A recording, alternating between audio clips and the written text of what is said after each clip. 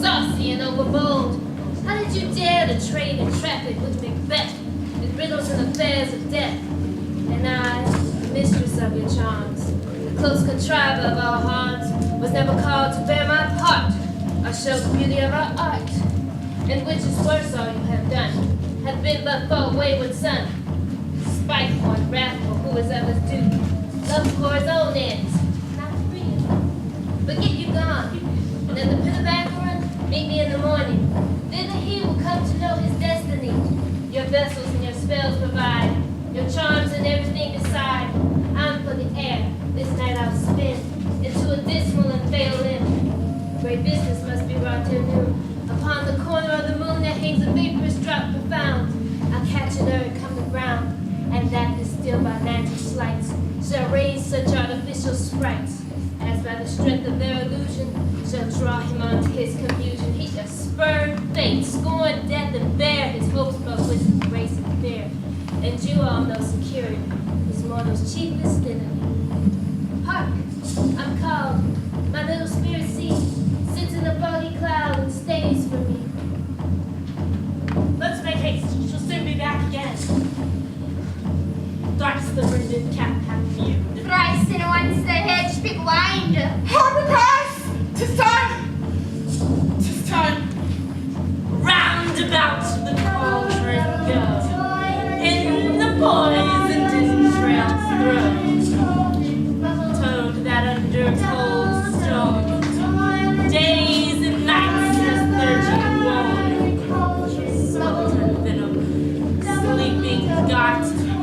Boil thy first in the charmed pot.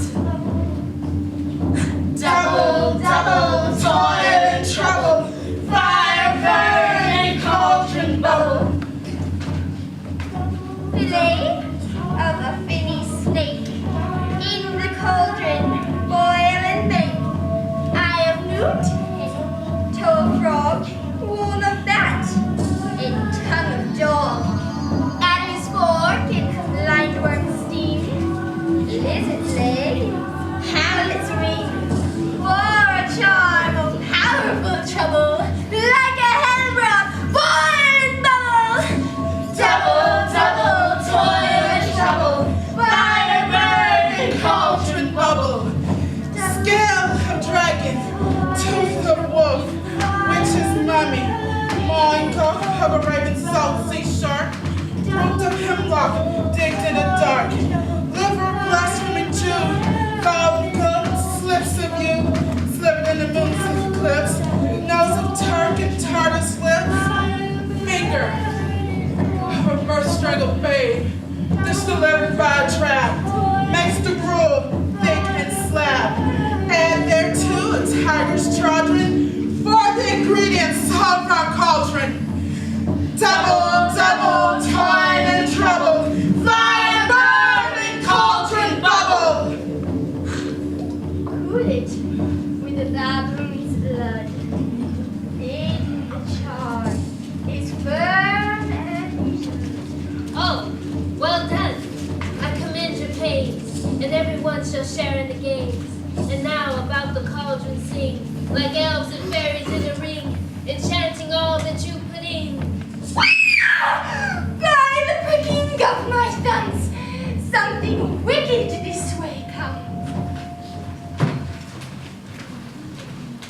How now, you black, secret and midnight hags? What does she do? A deed without a name. I conjure you by that which you profess.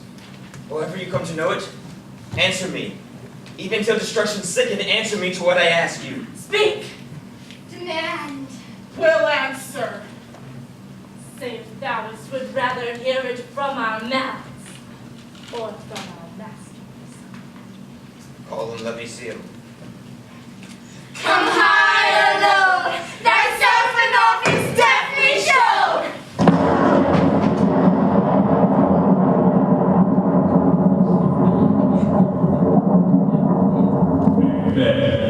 Macbeth, Macbeth, beware Macduff, beware the thane of fight. Dismiss me, enough. Whatever thou art, for thy good caution thanks. Thou hast charmed my fear all right, but one more word. He will not be commanded. Here's another, more potent than the first.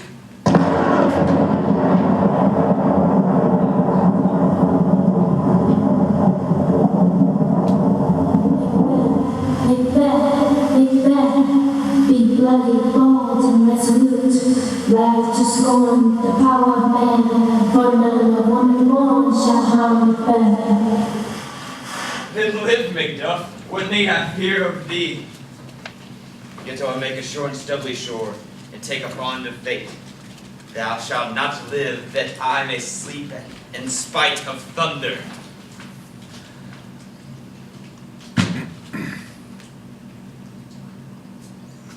What is this that rises like the issuance of king, and wears upon its baby brow the rounded top of sovereignty? Listen, but speak not to it.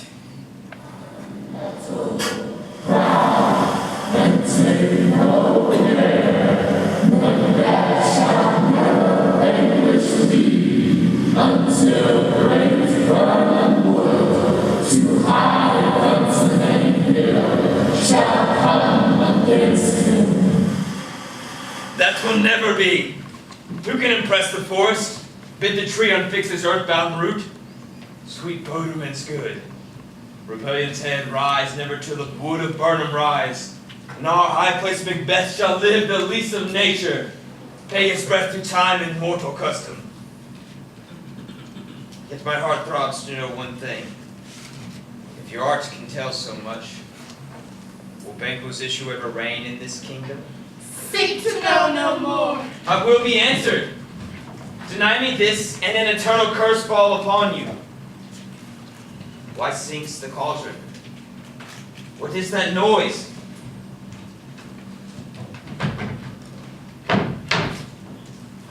Where have they gone?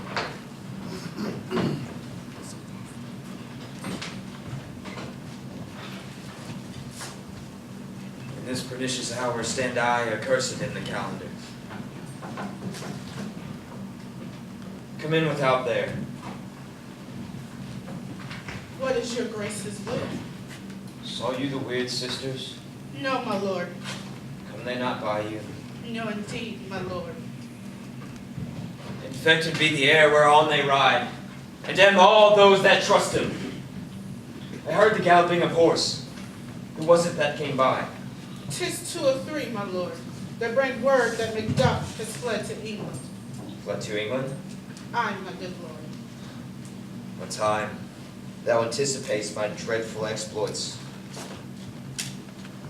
The castle of Macduff will I surprise, seize upon Fife, give to the edge of sword his wife, his babes, and all unfortunate souls that trace him in his line. Where are these gentlemen? Come, bring me to them.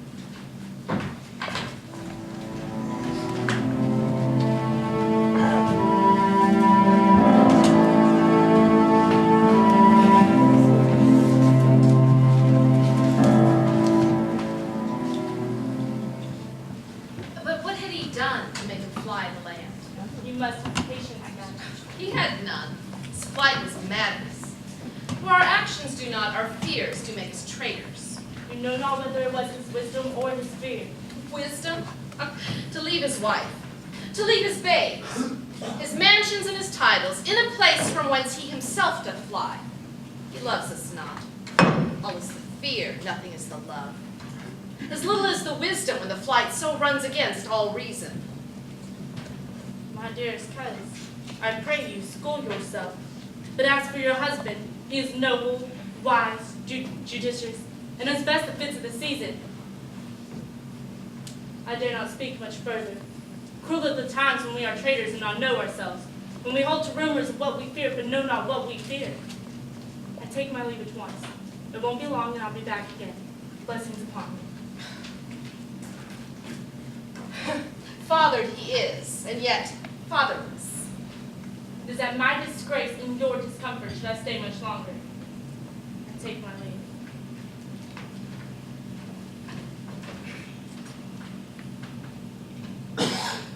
Sarah, your father is dead. Now what will you do? How will you live? That's birds, Mother. With worms and flies? That's what I get. And so do they. Poor bird. Thou never didst fear the net nor the line, the pitfall nor the gin. Why should I, Mother? Poor birds are not sent for. My father's not dead for all you're saying. Yes, he is. And now how wilt thou do for a father? Nay, how will you do for a husband? I can get me 20 at any market. Good, then buy it to sell it. Oh, thou speakest in thy wit, and yet in faith, with wit enough for thee. Was my father a traitor, Mother? Aye, that he was. What is a traitor? One that swears and lies. And do all traitors that do so? Every one that does so is a traitor, and must be hanged Who must hang? by the honest men. Well, then the liars and swearers are fools, for they are liars and swearers and not to beat the honest men and hang up them. Or monkey. Now how wilt thou do for a father? If you were dead, you'd be poor. But if not, you were a good time, and I should quickly have a new father. Poor prattler, how thou talk'st. Bless you, fair dame. I'm not yet to you now. Though in your state of honor I'm perfect, I doubt any danger approaches you near. But if you heed a homely man's advice, be not found here, hence with your little ones. Whither shall I fly? I have done no harm. I remember I'm in that earthly world, where to do harm is often laudable. To do good sometimes a kind of dangerous folly. Why then do I put up that womanly defense to say I have done no harm? Who are these faces? Where's your husband? I hope in no place so unsanctified where such as thou mayest find him. He is a traitor! Thou liest, thou shattered villain! But you egg! Ah! Ah! Mother, he's killed me! Run away, I pray you!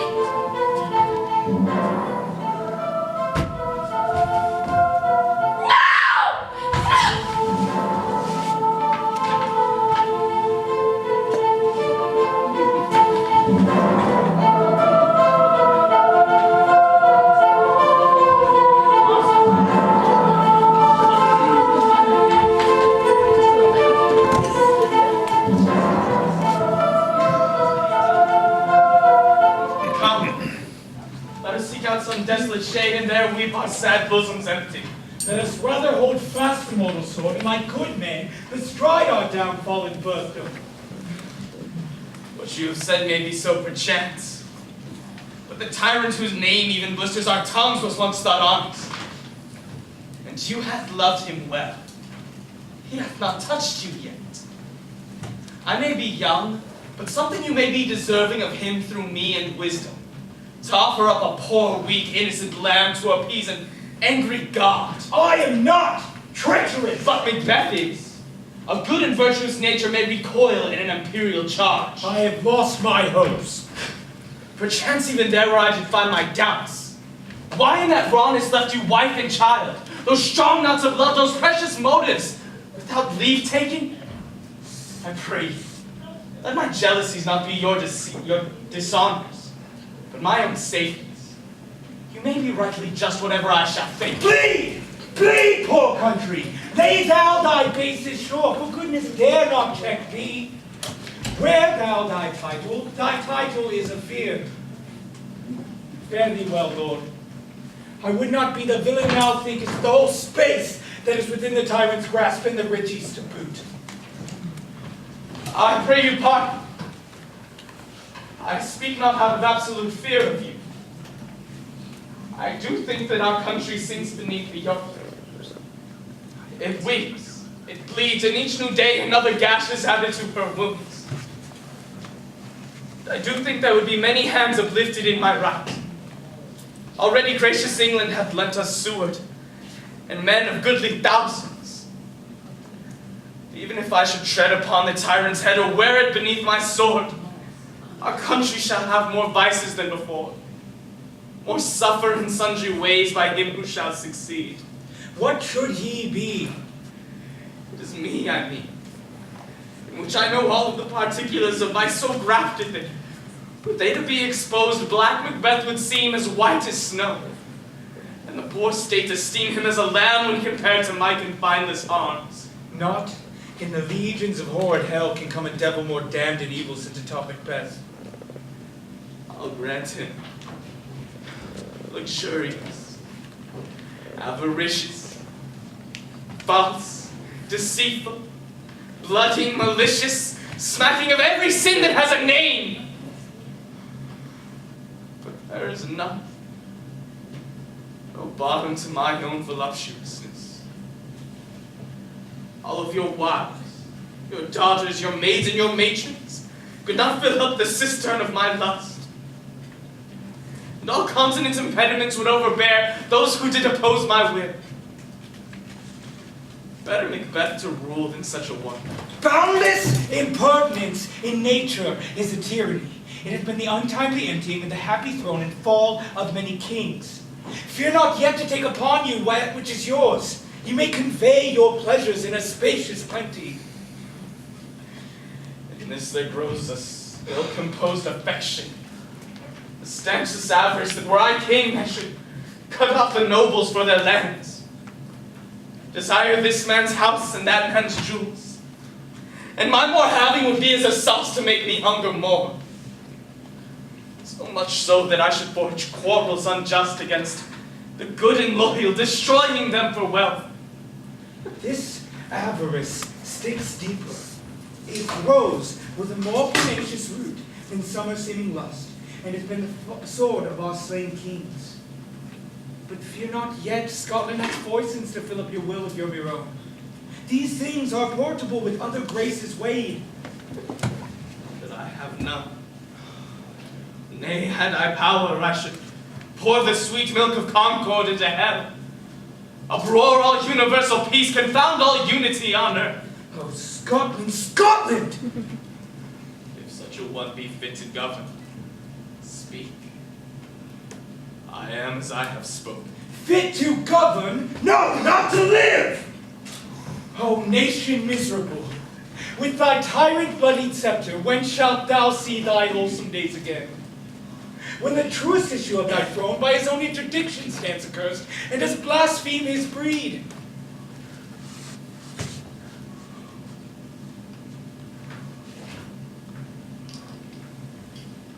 Your father was a most sainted king.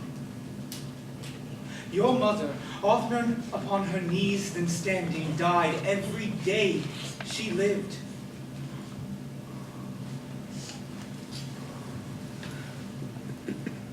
Fare thee well. These evils thou repeatest upon thyself have banished me from Scotland. O my breast, thy hope ends here. Macduff! This noble passion, child of integrity, hath from my mind wiped the black scruples, and reconciled my thoughts to thy good truth and honor. Now, Seward was already setting forth, with 10,000 warlike men already at a point, and to now wheel together, and the chance of goodness shall be like our unwarranted quarrel. Why are you silent? Such welcome and unwelcome things at once, 'tis hard to reconcile. See who comes here. Why? It is my countryman, but yet I know him not. Have a gentle cousin, welcome hither. God, I know him now. Good God, remove the means that make us strangers. Sorry, men. Stand Scotland where it did. Alas, poor country, almost afraid to know itself. It can no longer be called our mother, but our brave. And my wife, Well, and my children. well, too. The tyrant hath not battered at their peace. No, they were well at peace when I did leave them. Be not a fool of your speech, how goes it? When I came hither to transport the tidings which I've heavily borne, there ran a rumor of many worthy fellows that were out, which to my belief witnessed the rather, for I saw the tyrant's power afoot. Now is the time of help. Your eye in Scotland would create soldiers, make our women fight to doff their dire distresses. Be it their comfort. We are coming thither. Gracious England hath lent us sword, an older and a better soldier than Christendom gives out. Would I to answer this comfort with delight? But I have words that would be howled in the desert air, where hearing should not latch them. What concern they? To no mind that's honest, but in it shares some woe, though the main part pertains to you alone. If it be mine, keep it not from me quickly, let me have it. Let not your ears despise my tongue forever, which possesses them with the heaviest sound ever yet they heard. I guess that. Your castle is surprised, your wife, babes, savagely slaughtered, and to relate the men of these murdered most dear, to add the death of you. And my children, too? Wife, babes, servants, all that could be found. And I must be full hence. And my wife? I have said, Be comforted. Let us make medicines of our great revenge. He has no children! Oh, my pretty ones. Did you say all? Oh, well, kind all! Oh, my pretty little chickens and their dam in one fell swoop. Dispute it as a man. I shall do so! But I must also feel it as a man. I cannot but remember such things that were most precious to me. Did heaven look on and not take their part? Sinful Macduff, they were all struck for thee! Not that I am, not for their own demerits, but for mine fell slaughter on their souls. Heaven rest him now. Be this the whetstone of your sword. Blunt not the heart and rage it. Oh, I could play the woman with mine eye and braggart with my tongue. The gentle heavens cut short all intermission. Front to front, bring thou this fiend of Scotland and myself. Within my sword's length set him. And if he escape, God forgive him too. This tune goes mad. Come. Our power is ready. Our lack is but in our leave. The powers above put on their instruments, and Macbeth is ripe for the shaking. Come. Find whatever cheer you may. The night is long that never sees the day.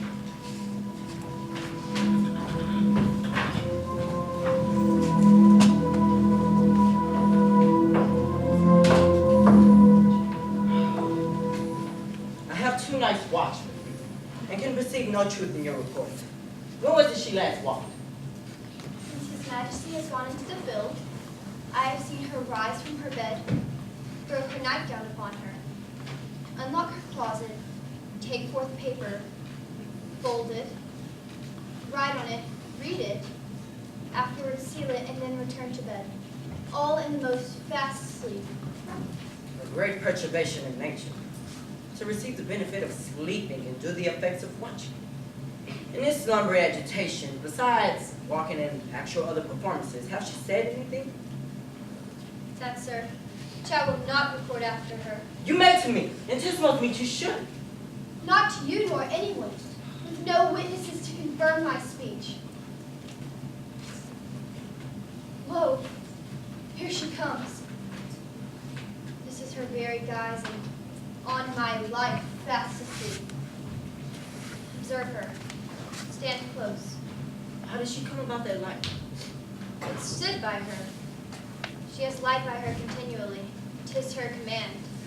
You see, her eyes are open. Aye, but their sense is shut. But what is is it she does now? Do you see how she rubs her hands?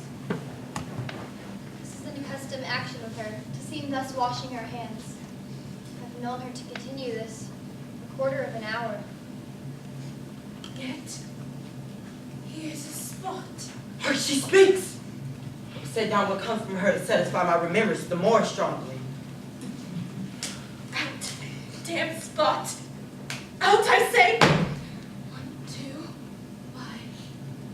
Think 'tis time to do it. Hell is murky. Fine, my lord, fine. A soldier and a thief. What need we fear? Who knows when none can call it how to count?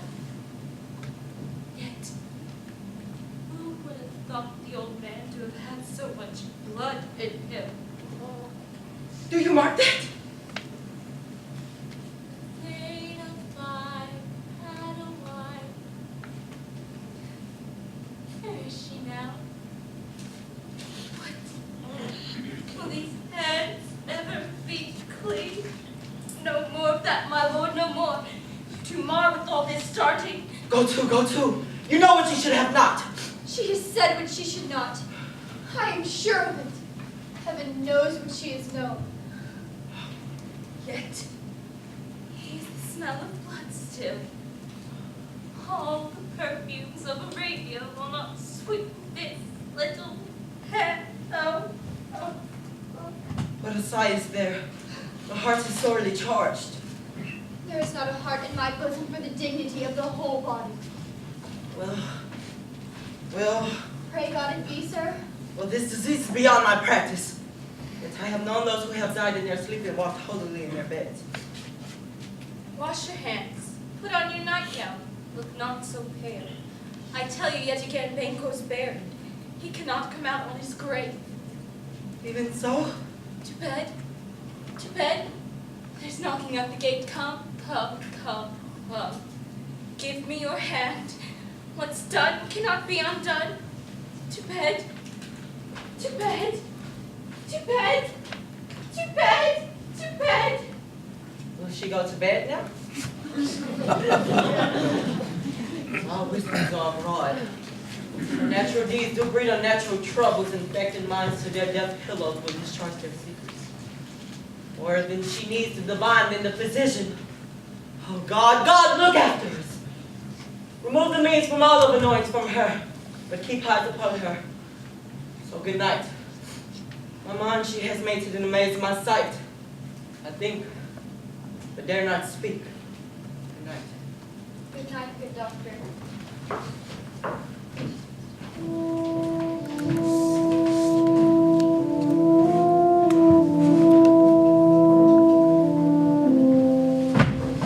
Send me no more reports. Let them fly. Till Burnham Wood be come to Dunsinane, I cannot saint with fear. What's the boy, Malcolm? Was he not born of woman? The spirits that know all mortal consequences have pronounced me thus. Fear not, Macbeth. None that's born of woman shall ever have power over thee. The devil damn thee black, thou cream-faced loon. Where goest thou, that goose look? There are 10,000. Geese, villain? Soldiers, sir. Go prick thy face and overred thy beard, thou lily-livered girl. What soldiers patch? Death of thy soul. Those linen cheeks of thine are counselors to fear. What soldiers, way face? The English force. So please you. Take thy face hence. Satan! I'm sick at heart what I behold. Satan, I say! This push will cheer me ever or deceit me now. I've lived long enough my way of life. Satan! What's your gracious pleasure? What news more? All is confirmed, my lord, all which was reported. I'll fight till from my bones my flesh be hacked. Give me mine armor. 'Tis not needed yet. I'll put it on. Send out more horses, skirt the country round, hang those that talk of fear. Give me mine armor. How goes my wife? Not so sick, my lord. as she is troubled with big coming fancies that keep her from her rest. Cure of that. Therein the patient, let's minister with it herself. Throw physic to the dogs, I'll have none of it. I will not fear death in vain till Burnham Forest become to Dunsinane.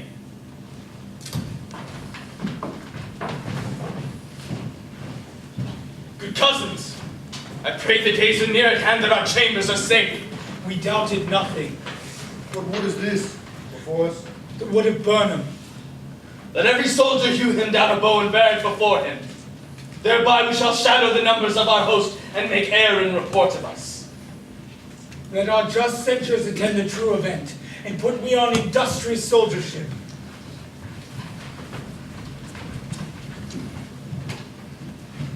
Hang out our banners on the outward wall. The cry is still they come. Our castle's strength will laugh us each to score. What was that noise? It is the cry of the women, my lord.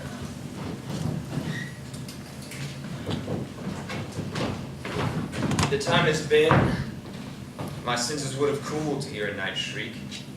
My fell of hair would at a dismal treatise rouse and stir as life were in it. I have supped full of horrors. Direness familiar to my slaughterous thoughts cannot once startle me.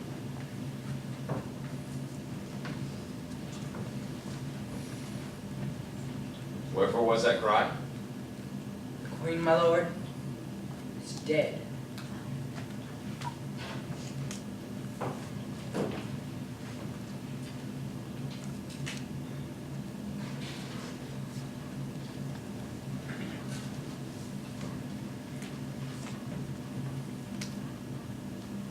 You should have died hereafter. There would have been a time for such a word. Tomorrow. And tomorrow. Tomorrow. Creeps in this petty pace. From day to day. To the last syllable of recorded time. And all our yesterdays have lighted fools away to dust again.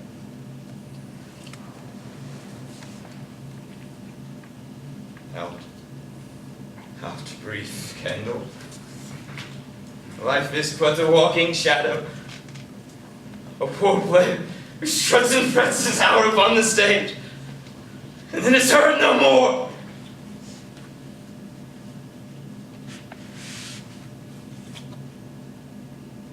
Tis a tale told by an idiot, full of sound and fury, signifying nothing.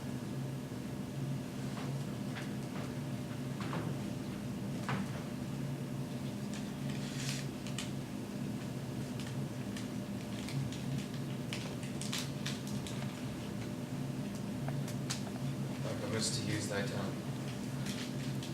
The story quickly.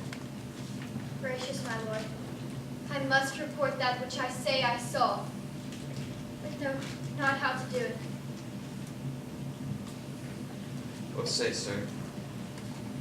As I stood my watch on the hill, I looked towards Burnham, and anon, methought the wood began to move. Lion slay! Let me endure your wrath if it not be so. Within this 3 miles may you see it come, a moving grove. If thou words be false, upon the nearest tree shalt thou hang alive to fame and claim thee! Fear not till Burnham would become to Dunsinane, and now would you come to Dunsinane? Arm and out. If that which thou vouchest does appear, there's no flying hence nor tarrying here. I began to be aweary of the sun, and wish the estate of the whole world were undone. Ring the alarm bell. Come wind, come rack, at least look down with harness on our back. Not near enough. Cast down thy leafy strings and show like that you are. Worthy uncle, You shall, with my cousin, your right noble son, lead our first battle. Worthy Macduff and we shall take upon whatever else remains to do, according to our order. Very well. Do we but find the tyrant's power tonight? Let us be beaten if we cannot fight. Make all our trumpets sing. Give them all breath, those clamorous harbingers of blood and death.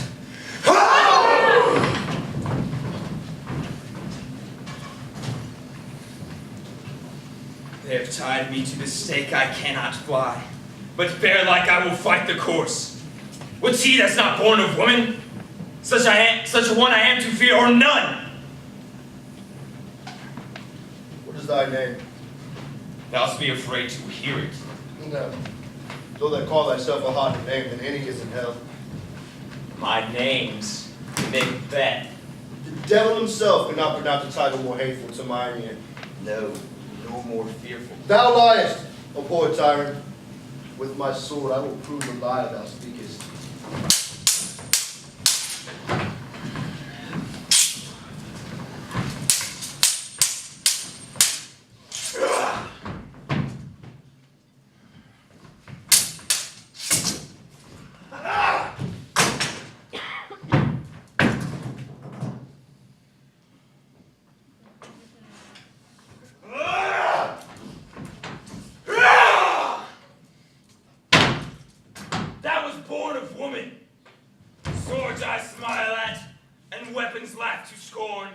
Brandished by a man that's of a woman born.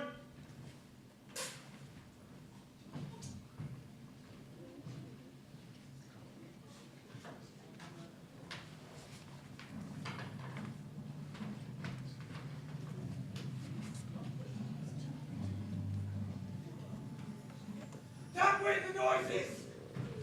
Tyrant, show thy face!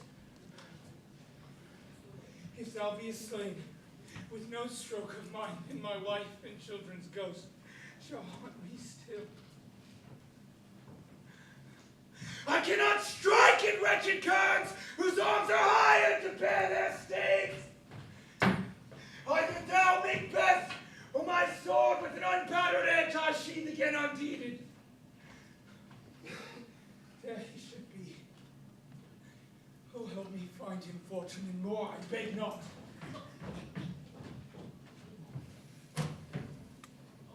Why should I play the Roman fool and die on mine own blade? Whilst I see lives the gashes do better upon them.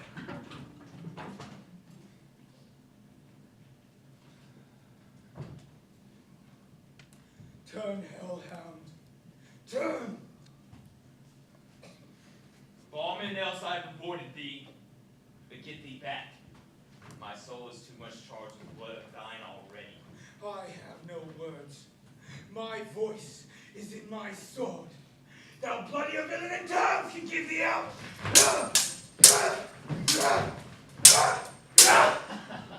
Thou losest labor, as easy mayest thou the entrenched air with thy king's sword impress make me bleed. I bear a charmed life, which must not yield to one of woman born.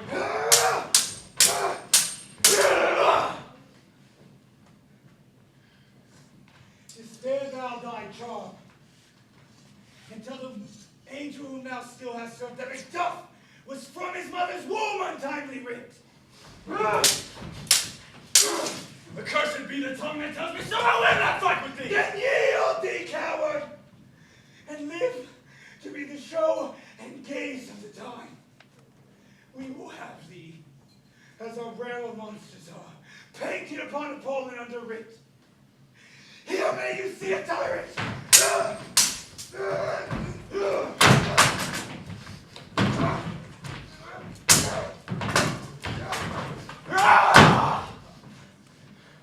I will not yield to kiss the ground before young Malcolm's feet, and be baited with the rabble's curse. Though Burnham would become to Dunsinane, and now oppose us of being no woman born, I will try the last. Before my body I throw my warlike shield. Lay on, Macduff, and be damned he that first cry, hold! Enough!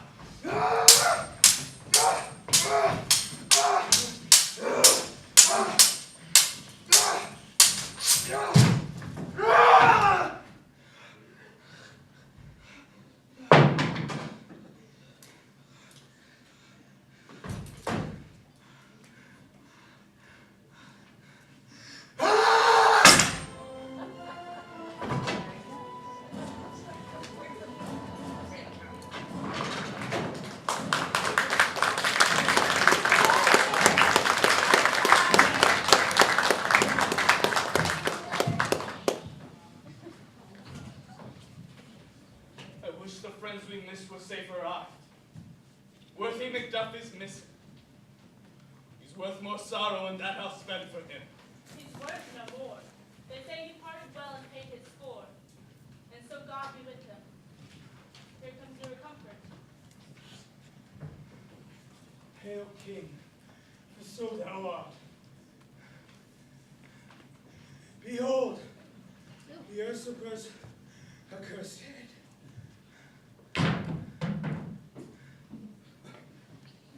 The time is free.